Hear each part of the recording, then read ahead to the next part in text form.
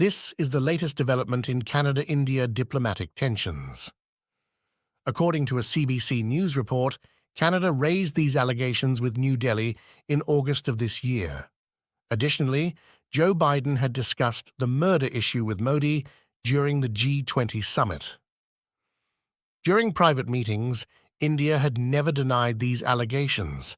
The Five Eyes Intelligence Alliance was also involved, and these 5 nations were aware of the allegations. Here is the report from CBC News.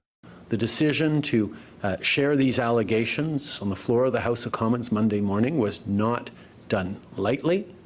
And now CBC News has learned from senior government sources that when he stood in the House, Trudeau had both human and signals intelligence that showed the involvement of Indian government officials in the murder of a Sikh leader in Surrey, BC back in June. Hardeep Singh Nijjar was a prominent member of a separatist movement labelled a terrorist by India. Some of the intelligence from intercepted signals includes communications from Indian diplomats present in Canada. But it wasn't all gathered by Canada's own spy agency. Some of it came from a Five Eyes ally, a group that also includes Australia, New Zealand, the UK, and the US. One of those allies has been more forward in its support for Canada than any other, the United States. I have seen in the press some efforts to try to drive a wedge between the United States and Canada on this issue, and I firmly reject the idea that there is a wedge between the US and Canada.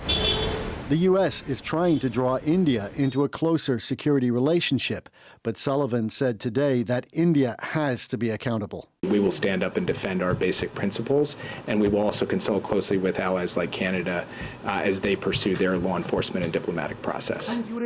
As that transpires, India is applying more pressure on Canada as it stops issuing visas for Canadians hoping to visit, accusing Trudeau's government of providing a safe haven for terrorists. The reason is that we have seen Canadian diplomatic interference in our internal affairs. Government sources say Canada is weighing a response to the visa suspension, but has made no decision yet. Interestingly, Evan, it looks like India is making an effort to get the U.S. on its side, inviting Joe Biden to be the guest of honor at India's Republic Day. Right, and Joe Biden has not yet accepted that invitation, but the Financial Times is reporting that Biden did raise the Nijjar murder with Modi directly when he met with him in New Delhi. And as for the communications from Canadian officials, we can report also that there were several efforts to talk to them before Prime Minister Trudeau traveled to India and met with Modi at the G20. Canada's National Security Advisor, Jody Thomas, went there for 4 days in August, and then again a couple of days before the G20, before that Modi-Trudeau meeting. And Canadian government sources are telling us that whatever the Indians are saying in public, in those private meetings, they have not denied these allegations.